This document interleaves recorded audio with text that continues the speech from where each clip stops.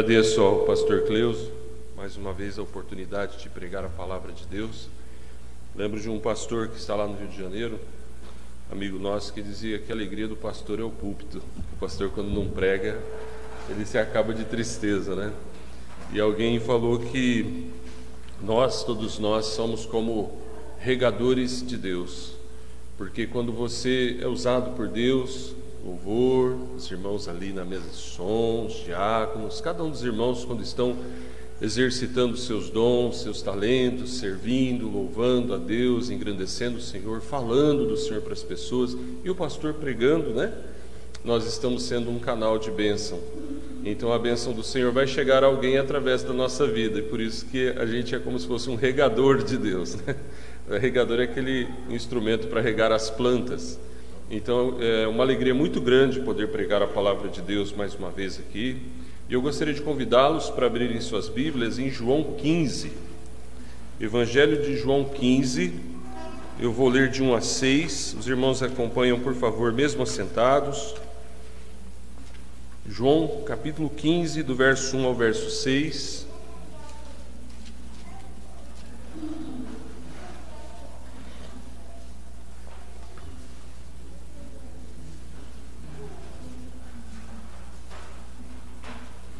João 15, de 1 a 6, a videira e os ramos.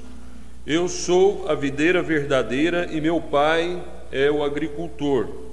Todo ramo que estando em mim não der fruto, ele o corta, e todo o que dá fruto, limpa, para que produza mais fruto ainda. Vós já estáis limpos pela palavra que vos tenho falado. Permanecei em mim e eu permanecerei em vós. Como não pode o ramo produzir fruto de si mesmo, se não permanecer na videira, assim nem vós o podeis dar, se não permanecerdes em mim. Eu sou a videira, vós os ramos. Quem permanece em mim e eu nele, esse dá muito fruto, porque sem mim nada podeis fazer. Verso 6. Se alguém não permanecer em mim, será lançado fora, à semelhança do ramo, e secará, e o apanham, lançam no fogo e o queimam. Eu sou a videira verdadeira. Eu sou, disse o Senhor Jesus em João 15:1. Oremos. Obrigado, ó Pai, por essa palavra do Espírito, revelando-nos, ó Deus, as verdades que estão ocultas aos nossos corações, aquelas que os nossos olhos muitas vezes conseguem ler na Bíblia, mas se não for o Senhor abrindo os nossos olhos espirituais, nós não conseguiremos jamais compreender. Por isso nós suplicamos, ó Pai, sê Tu, ó Deus, o nosso mestre, Tu és, e nós, ó Deus, clamamos a Ti que o Senhor nos ensine a Tua palavra em nome de Jesus. Amém. Meus irmãos, eu escolhi esse texto para leitura, mas nós não vamos pregar nessa noite em João capítulo 15, de 1 a 6. Ele será um dos textos dessa noite. O sermão dessa noite, irmãos, para alguns pode ter cara de estudo bíblico, porque nós vamos caminhar em vários textos da Bíblia, mas existe uma modalidade de sermões que é o sermão textual, que é aquele sermão onde a gente pega um texto e trabalha em cima daquele texto. E outra modalidade que é o de hoje, que é o sermão tópico, onde o pastor ele vai pegar um tema da Bíblia, conforme Deus iluminar o seu coração, e esse pregador vai pregar usando vários outros textos para compor a mensagem. E a mensagem dessa noite, irmãos, tem por título Ego eimi. Ego eimi, em grego, significa eu sou. Está aqui em João capítulo 15, versículo 1, quando Jesus fala, eu sou a videira verdadeira e meu pai é o agricultor. Essa primeira expressão, eu sou, lá no original da Bíblia, conforme foi escrito em grego, é ego eimi. E eu queria então iniciar, irmãos, fazendo uma pergunta bem introspectiva. Quem é Jesus? Quem é Jesus? Quando a gente observa o que as pessoas falam por aí sobre Jesus, a gente vai ver diversas coisas, né? Cada segmento tem uma opinião. Cada religião fala uma coisa, até os 7 curas. Então, quem é Jesus nas Escrituras? É sobre isso que vamos falar nessa noite. Mas também eu queria que você fizesse essa reflexão para si próprio individualmente. Quem é Jesus para nós, individualmente falando? Quem é Jesus para nós? No Evangelho de João, irmãos, Jesus se refere a si mesmo 7 vezes com essa expressão ego eimi. Eu sou, eu sou, eu sou. Por que ele repetiu tanto, né? Curiosamente, lá em Mateus 5, quando Jesus fala da oração, ele condena, ele critica as suas repetições. Então, quando ele repete, não é vã a repetição. É uma repetição para inculcar na nossa mente, para nos ensinar. É didático isso até da parte de Deus. Eu sou, eu sou, eu sou. Precisamos então, irmãos, compreender o significado do nome de Jesus para sabermos de fato quem Ele é. E quando nós aprendemos acerca de Jesus, quando nós o conhecemos melhor, isso tem um efeito muito poderoso na nossa vida diária, na nossa vida espiritual. Mas eu gostaria que nós pudéssemos, irmãos, não apenas buscar o conhecimento de Jesus num sentido de pragmatismo. Eu quero conhecer Jesus para receber uma bênção de Jesus. Eu creio que Ele quer isso também, Ele quer nos abençoar, porque é bíblico.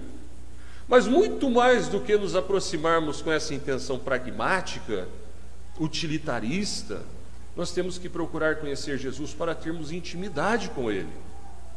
Lembremos que dos 12 discípulos, um era o traidor, depois o Senhor chamou Paulo, mas dos 12 discípulos, só um reclinava a cabeça no peito de Jesus.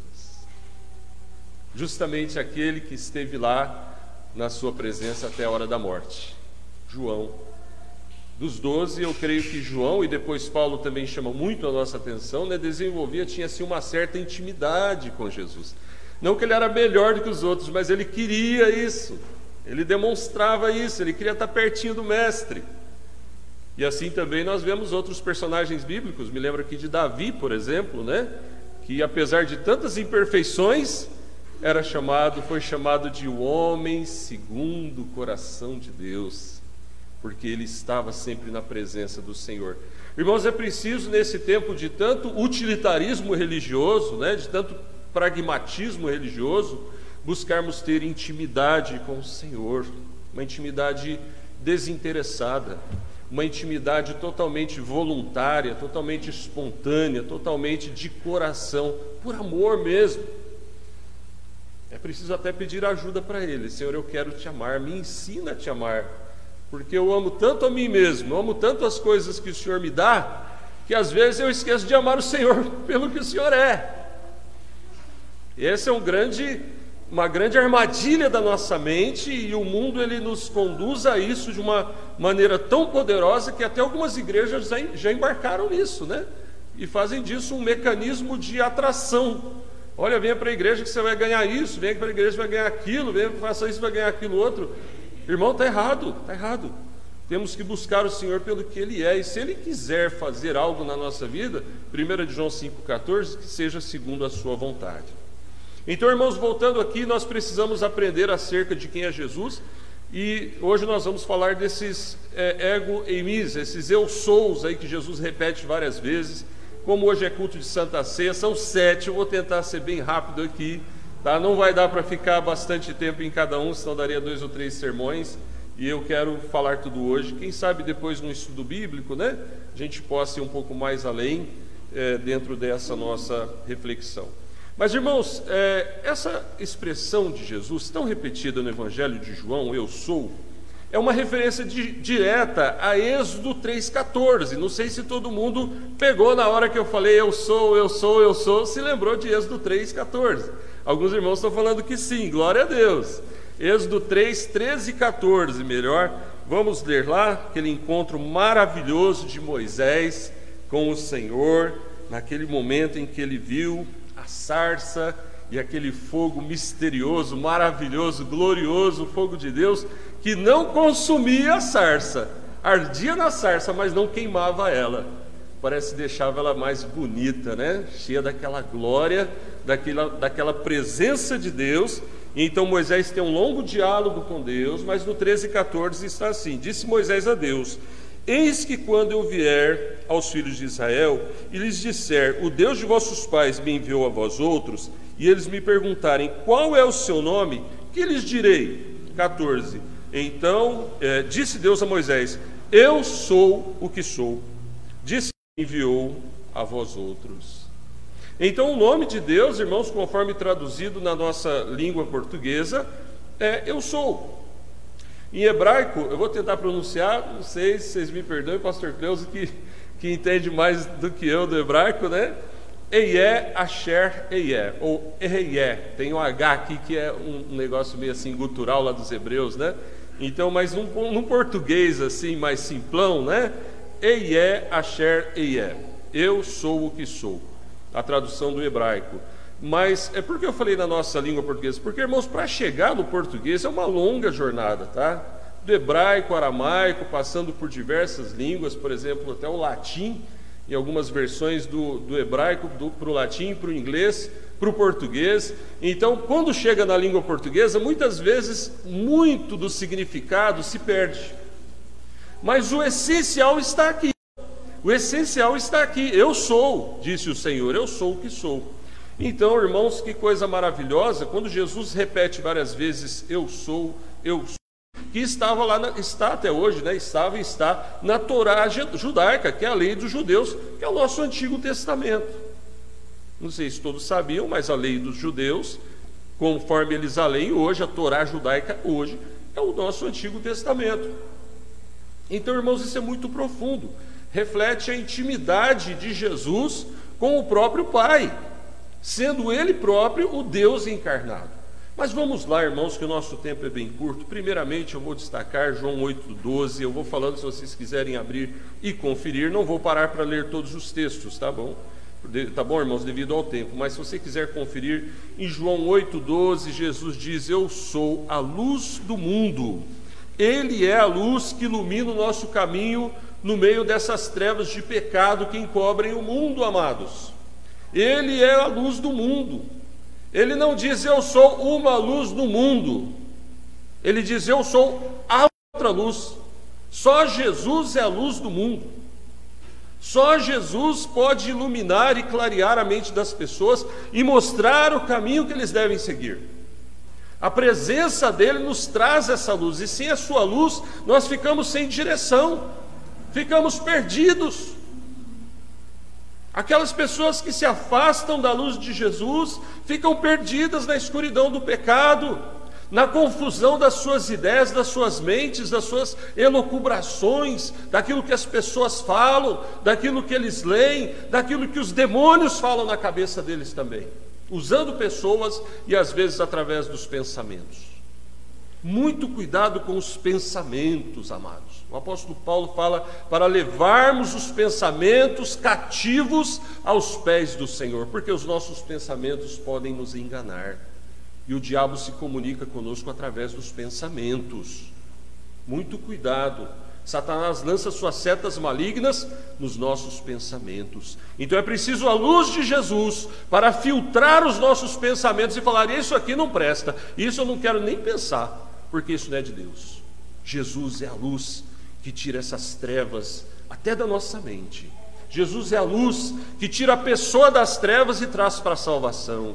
Jesus é a luz que tira as pessoas do pecado e traz para o caminho reto, para o caminho santo. Ele é a luz do mundo, e a palavra do Senhor diz que nele não há treva nenhuma. Mas, irmãos, o Senhor Jesus também nos fala em João 10, verso 7, em João 10, verso 7, eu sou a porta das ovelhas.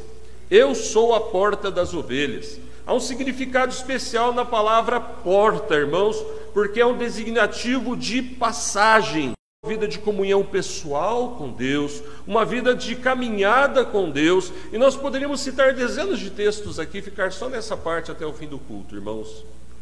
Mas há que se observar também, irmãos, sobre a porta das ovelhas, conforme citado lá em Neemias capítulo 3, verso 1, onde se refere a uma localidade ao norte de Jerusalém. Aparece também em João 5, 2, onde as ovelhas eram introduzidas para os sacrifícios por ocasião da Páscoa judaica. Então, quando as ovelhas eram levadas para o sacrifício dos cultos dos hebreus, irmãos, havia um local onde elas tinham que ser levadas, que era a porta das ovelhas. E Jesus diz, eu sou a porta das ovelhas. Então tem para nós certamente aquele significado de passagem para uma vida com Deus, mas a vida cristã é uma vida de sacrifício, é uma vida onde nós sacrificamos o nosso eu de pecado e depositamos a nossa vida no altar do Senhor, na presença do Senhor, dizendo: Senhor, eis aqui o meu sacrifício, a minha vida, eu dedico ao Senhor. Irmãos, na reconstrução dos muros, pelo sumo sacerdote Eliasibe, junto com seus irmãos sacerdotes, liderados por Neemias. Essas informações, irmãos, vocês poderão encontrar na leitura do livro de Neemias com maior precisão. Mas se alguém quiser lembrar ou anotar, Neemias 3:1, João 5:2. Meus irmãos, Jesus é aquele através do qual o povo de Deus é levado então a uma vida de santificação, porque sem a santificação, que mais que diz? Ninguém verá o Senhor. Sem santificação não entra no céu, irmãos. Parece que tem gente querendo riscar essa parte da Bíblia hoje, né? Tem muitas pessoas, muitos crentes que não querem falar muito sobre isso, porque isso envolve decisões, tomada de decisões muito particulares, muito pessoais e cobrança mútua. É legal a igreja presbiteriana porque aqui a gente cobra um ao outro mesmo, né? Se o pastor ou um irmão estiver se afastando, alguém vai chegar e falar: vem cá, rapaz, vem cá, não some não, você que é nosso, você é nosso, vem. Não para com isso, né? Há uma cobrança mútua muito carinhosa, muito espiritual, irmãos, porque nós estamos aqui para uma vida de santificação, e santificação não é possível em isolamento. O isolamento serve até para combater a Covid, né? Mas a santificação se apresenta, a santificação se mostra, não se acende uma luz para colocar debaixo de um vaso. A luz que Jesus colocou em nós, ela tem que brilhar, ela brilha mesmo, isso é santificação. Então, irmãos, pense nisso. Ele é a porta através da qual a gente é levado para uma vida de adoração racional, inteligente, espontânea, conforme Romanos 12:1. Mas Jesus também diz, irmãos: eu sou o crente. Mas é preciso, irmãos, ter essa sensibilidade para ouvi-lo. Ouvi-lo através da palavra de Deus. Ouvi-lo através das nossas orações. Ouvi-lo através dos louvores e cânticos espirituais. Ouvir o que ele está falando conosco, irmãos, quando nós lemos a Bíblia especialmente, e ele fala para nós: faça isso, faça aquilo. Isso é pastoreio. Isso é pastoreio. Jesus, irmãos, não é um mero preletor. Jesus não é um mero entregador de mensagens. Jesus é pastor. E pastor carrega ovelha no colo. Pastor leva até mordida de ovelha, coice de ovelha. Mas ele não liga, porque ele é pastor. E muitas vezes, irmãos, nós fazemos isso com Jesus. Jesus quer nos carregar no colo, e às vezes nós corremos esse risco de falar: não, Jesus, deixa eu fazer do meu jeito aqui que é melhor. E lá na frente a gente vê as consequências, né, dos nossos erros. Mas Jesus não desiste de nós, irmãos. Jesus não desiste do seu povo. Eu falava com uma pessoa essa semana, ontem, que eu fiz uma corrida, e eu vou levando sempre para o lado da Bíblia, né? Não tem jeito, estou tentando conduzir a conversa. E aí ele falou: eu já fui crente, eu já fui de igreja. Aí eu falei assim: olha, Deus não desistiu de você, filho, volta para Jesus, volta para a igreja. Talvez você tenha se desanimado com alguma coisa que você viu, que você ouviu, mas você tem que olhar para Jesus. Ele é o pastor supremo das ovelhas. Homens erram, homens falham, mas Jesus nunca errou com você. Então volta para Jesus, vai para a igreja, procura o Senhor. Falei para ele, e ele prometeu e falou que vai fazer isso, né? Vamos orar por essa alma, né? Que Deus o ajude. Mas, irmãos, muitas vezes nós nos decepcionamos com pessoas. Cuidado. É a perfeição, mas nós somos imperfeitos. Que dirá o pastor? Não é, pastor Cruz? Que dirá nós que estamos à frente, com essa grandiosa responsabilidade de tentar fazer de tudo para conduzir o rebanho de Cristo no caminho reto e ajudar as pessoas. Mas o pastor também é ovelha. Às vezes tem pessoas que pensam que pastor é anjo, né? Pega o texto de Apocalipse e fala: não, pastor é anjo. Não, pastor é homem.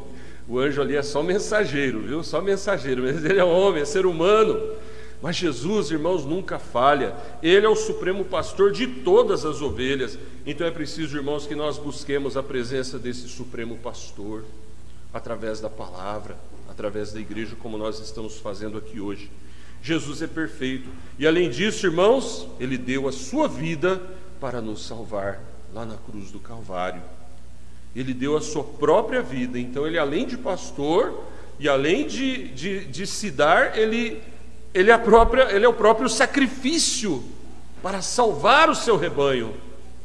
Ele é o pastor dos pastores, ele é o pastor de todos. 28, o Senhor Jesus também diz, eu sou, do grego, uma referência direta com o eu sou lá de Êxodo 3,14, que eu mencionei para vocês. Então essa expressão, irmãos, eu sou o Filho do Homem, aponta diretamente para a encarnação de Jesus, o Verbo de Deus. Por que Filho do Homem? Porque ele é encarnado, porque ele se encarnou. O Verbo se fez carne, habitou entre nós, cheio de graça e verdade, vimos a sua glória, glória como do unigênito do Pai, João 1,14. Irmãos, um grande teólogo chamado Loren Buettner disse o seguinte: o título que Jesus com maior frequência usou quando falando de si mesmo, e que portanto parece ter sido seu título favorito, foi Filho do Homem. Então veja só, eu sou o Filho do Homem, aparece em diversos lugares dos Evangelhos, do Novo Testamento. Eu estou destacando aqui João 8,28 porque está conectado com o eu sou, que é a mensagem dessa noite. Mas se você é um leitor assíduo, você vai ver que em várias partes ele fala o Filho do Homem, eu sou o Filho do Homem, o Filho do Homem, eu sou o Filho do Homem. Ele se reporta a esse título, irmão, certamente para chamar a atenção acerca da sua humanidade, porque ele não era alguém que não fosse uma mulher. E isso é muito significativo, irmão, em termos de conhecimento bíblico, teológico e até da nossa própria salvação, por se ele não houvesse se encarnado, ele não poderia salvar. Era preciso que ele se tornasse homem. Então, prosseguindo aqui, irmãos, ele é um homem representativo. Por que representativo? Porque ele nos representa perante o Pai. Podemos apontar para ele e dizer: existe uma humanidade real. Nele, em Jesus, a natureza humana é vista com sua perfeição.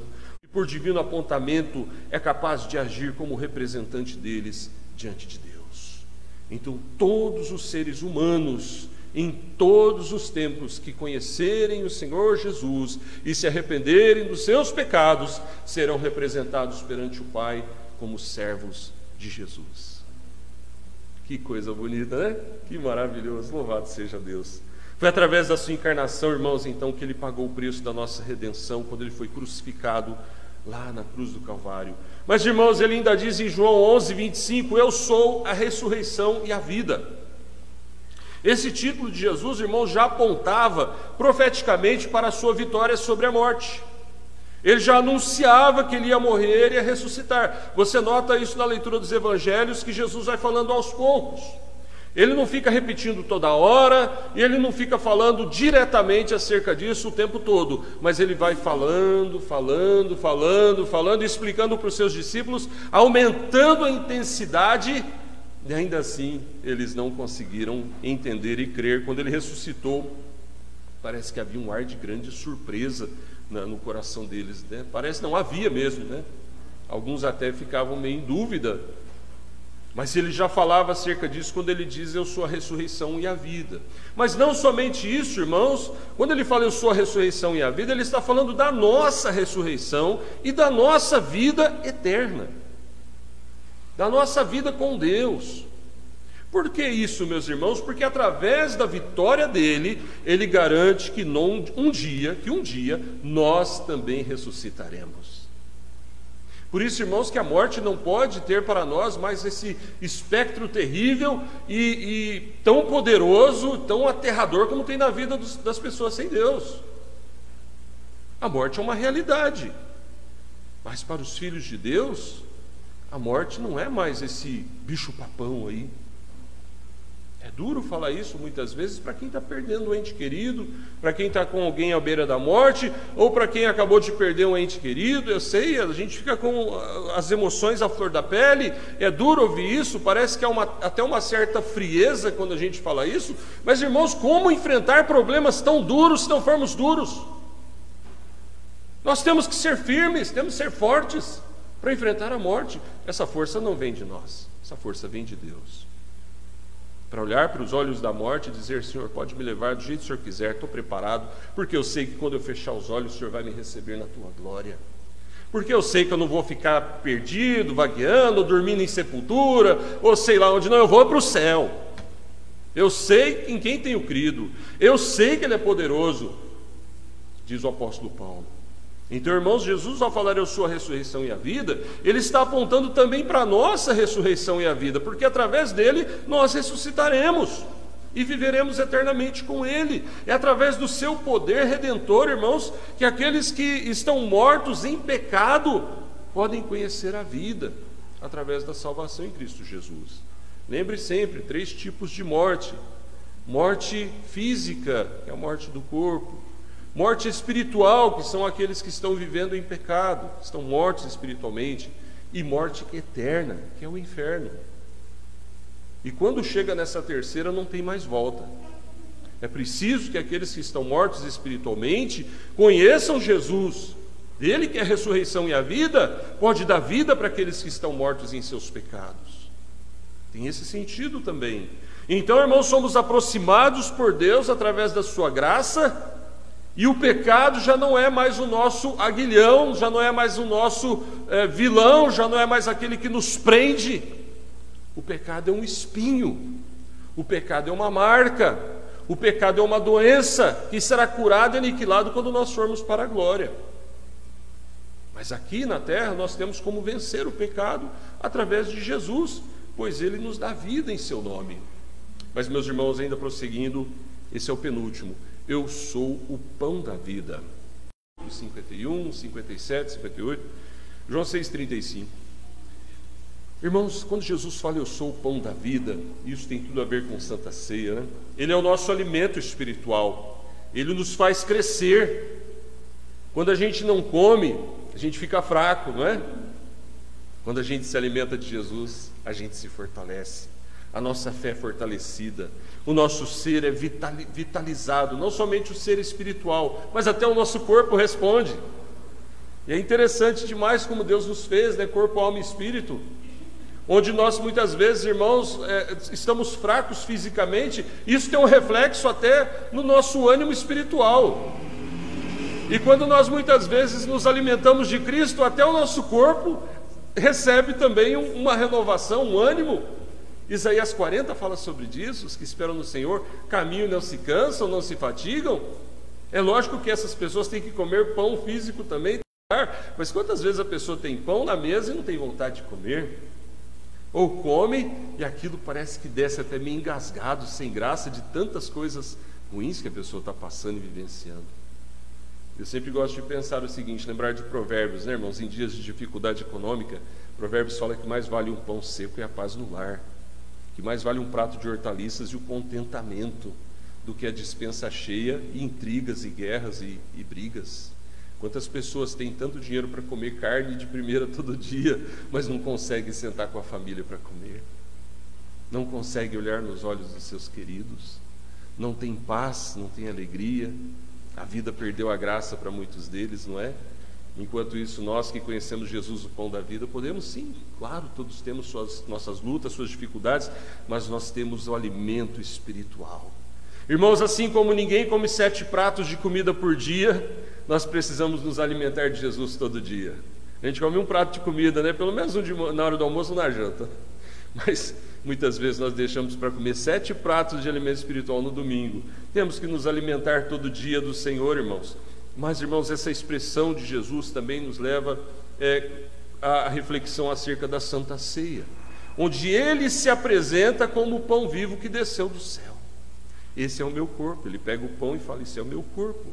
Ele se identifica com o próprio pão, porque ele é o nosso alimento, a nossa força, o nosso sustento, a nossa saúde, a nossa vitalidade espiritual. E por último, irmãos, ele diz em João 15:1 que nós lemos, eu sou a videira verdadeira. Ele é aquele, irmãos, a quem nós estamos ligados. Ele diz isso em João com bastante clareza, que se o ramo não estiver ligado a ele, não tem como produzir fruto. Eu lembro, irmãos, quando eu morava lá em Barretos, era garoto, o pessoal lá fazia enxerto em roseira. Então tem toda uma técnica para cortar o caule da roseira e colocar ali um tipo de raminho, através do qual ela vai produzir mais rosas. O pessoal que trabalha com flor, né? E eu ficava assim pensando, né? Que interessante, né? O cara vai lá, corta, abre aquela beirada assim, parece um tipo de casquinha da roseira, coloca ali o raminho, fecha e passa uma fita adesiva, um durex, literalmente um durex, e aquilo dali uns dias sai um novo broto ali. Interessante, irmãos, que dentro dessa reflexão que eu vi ali, o nosso vizinho trabalhava com isso, eu fico pensando, muitas pessoas podem estar assim pertinho, né, da videira e não estarem ligados, então não tem como produzir fruto. Tem que estar ligado à videira, tem que estar ligado ao Senhor Jesus. É como se alguém estivesse morrendo de sede andando na beira de um rio. E às vezes bate um vento e imagina uma cachoeira, e aquela cachoeira traz respingos de água, molha o cabelo, molha a roupa, mas não mata a sede. E a pessoa está morrendo de sede, sentindo aquele frescor da água vindo sobre si, mas não bebe a água. Irmãos, nós somos aqueles que mergulhamos no rio, nós somos aqueles que queremos nadar até debaixo d'água, nós somos aqueles que queremos mergulhar ali, beber a água da vida. Nós somos aqueles que queremos estar ligados à videira, irmãos. Jesus, então, irmãos, é aquele que nos dá vida, porque Ele é a videira verdadeira. A videira verdadeira, irmãos, aponta, mas é uma coisa verdadeira, uma coisa real, é algo dinâmico, é algo saudável, é algo que faz com que nós tenhamos interação, nós interagimos com Ele. Nós recebemos vida dele, nós nos ligamos a ele, fomos ligados a ele, mas nós queremos permanecer junto dele. Não somos máquinas, não somos como botões de roseira ou galhos de roseira, nós somos pessoas vivas e nós queremos estar grudados nele. E então ele faz com que nós produzamos fruto. E quando tem alguma área da nossa vida que está meio seco, doente, a vitalidade dele vem e trata com a gente. E se tem fungos e parasitas em nós, pecados, lembranças e memórias e coisas amargas que podem até sufocar a nossa fé e o nosso ânimo, a vitalidade de Jesus, a seiva, o verdor, a vida de Jesus, da videira verdadeira, entra em nossa vida e limpa isso tudo e trata conosco. Jesus cura a gente, Jesus sara a nossa vida, Jesus liberta o nosso ser, a nossa mente, a nossa alma. Mas assim, irmãos, como o ramo tem que estar ligado à videira, nós temos que estar ligados a Jesus. E isso traz para nós uma reflexão da nossa parte, porque ele diz: se alguém não estiver ligado, o Pai vem e corta e lança no fogo. Veja, irmãos, que é algo necessário para a pessoa refletir se ele próprio está buscando essa ligação com a videira. Não é algo do qual nós temos que falar: bom, eu estou aqui, né? Se Jesus quiser me ligar nele e me fazer ser uma bênção, ele vai fazer. Se ele não quiser, é culpa dele. Espera lá, está pondo em Deus a culpa. Não é uma ameaça de alguém que está brincando, fazendo de conta. Não, o Senhor é santo, reto, verdadeiro. Essa expressão, irmãos, faz a gente refletir sobre a nossa vontade, o nosso desejo prático de estarmos vinculados a Ele. Mas essa expressão também, irmãos, nos leva diretamente a uma reflexão acerca da Santa Ceia, onde Ele próprio se identifica como o fruto da videira. Ele pega o fruto da videira e diz: isso é o meu sangue. Irmãos, Ele derramou o seu próprio sangue para nos salvar. Sua própria vida foi derramada como um sacrifício perfeito ao Senhor. E através desse sangue é que Ele comprou a cada um de nós, e nós encontramos a remissão dos nossos pecados, a nossa salvação. Ele limpa, purifica e nos apresenta limpos e santos diante do Pai. Concluindo, então, irmãos, é mais do que praticidade ou pragmatismo, é intimidade.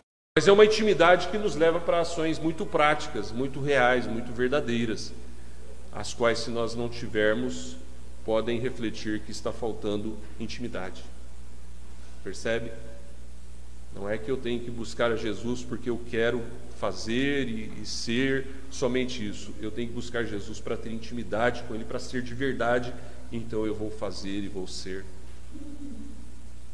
É preciso que nós sempre lembremos que Ele é um ser vivo, um ser divino, perfeito. Mas Ele próprio, irmãos, demonstra seus sentimentos. Ele não é frio, estático, calculista. Isso faria do Senhor um ser quase mau, de maneira alguma. Ele é o ser mais inteligente do universo, todo-poderoso, mas Ele chorou. Ele chorou por nós. Ele gemeu, Ele geme. O Espírito intercede por nós com gemidos inexprimíveis. O Senhor nos ensinou a ter sentimentos. Não nos esqueçamos que o Senhor tem sentimentos. A diferença é que Ele é perfeito, nós somos pecadores. Total diferença. Não conseguimos conceber a dimensão dos sentimentos perfeitos do Pai, mas Ele tem sentimentos. Por isso, irmãos, que é preciso que nós busquemos a intimidade real com o Senhor. Quando Jesus falou "eu sou" para os judeus, irmãos, isso poderia soar até como uma ofensa, porque eu sou com tanta facilidade. Mas da mesma maneira que ele dizia "eu sou", ele falava para o cego "enxerga". Ele falava para o paralítico "levanta e anda". Ele falava para o morto "sai para fora da sepultura". Isso deixava os judeus assim, sem entender nada, porque eles não acreditavam que Jesus era Deus. Acusaram ele de blasfêmia, justamente por causa dessas declarações dele, e de fato o perseguiram e até o mataram. Mas eles o mataram porque ele deixou que o matassem. Como ele próprio disse: "A minha vida ninguém tira de mim, eu espontaneamente a dou". E ao terceiro dia ele ressuscitou. Então, irmãos, cada uma dessas declarações de Jesus, elas nos levam a essa reflexão acerca da pessoa dele próprio, não só o Jesus aqui que viveu 33 anos, aos 30 anos sai em seu ministério e depois de 3 anos de ministério morre, mas ao Deus eterno. Ele é o Deus eterno, que se encarnou cheio de graça e verdade, viveu entre nós, morreu, ressuscitou e em breve voltará. Mas, irmãos, lembremos também que ele diz: "Eis que estou convosco todos os dias". Ele está presente aqui agora. Não podemos vê-lo, mas ele disse: "Eu estou convosco todos os dias". É preciso que nós creiamos nisso. O Espírito Santo que habita em nós, irmãos, é o próprio Deus, Pai, Filho e Espírito Santo. Se ele está presente na pessoa do Espírito Santo, é porque ele está presente. E é ele quem sustenta a nossa vida, quem nos dá forças. A grande pergunta, então, irmãos, nesse momento é: quem é Jesus para você, individualmente? Você já conhece Jesus de fato? Você já se entregou a Ele de verdade? Já teve esse encontro íntimo com Deus no seu coração? Em que ponto está a sua vida cristã? E eu queria que nós, antes de partirmos para a Santa Ceia, pudéssemos orar mais uma vez. Feche os seus olhos e faça uma breve reflexão sobre sua caminhada espiritual e quem é você perante Deus, porque nós já vimos hoje quem é Jesus para nós. Mas e você e eu, quem somos perante Deus? Que você possa dizer no seu coração: Senhor, eu sou teu servo, eu sou teu filho, salva-me com teu poder, sustenta-me em tua graça, carrega-me em teus braços, me ajuda a vencer. E que ao sair daqui essas palavras permaneçam firmes em seu coração e que você possa dizer todos os dias, diante de todas as circunstâncias, que você pertence a Deus. Que Ele seja realmente tudo isso que nós falamos aqui hoje, que a Bíblia fala, que Ele seja tudo isso para você, meu querido, minha querida. Obrigado, Senhor, porque a Tua palavra é viva, poderosa e eficaz e ela entra em nossos corações de uma maneira tremenda. Que, ó Deus, o Senhor nos fortaleça através dessa palavra, da reflexão, da meditação sobre o "eu sou" de Jesus, sobre todas as vezes que Ele repetiu isso para nós, ó Pai. Água da vida, videira verdadeira, pão vivo que desceu do céu, Filho do homem, o Verbo divino. Ó Pai, que o Senhor nos ajude na nossa vida cristã, a não esquecermos quem Tu és, e que nós sejamos para Ti servos fiéis e verdadeiros.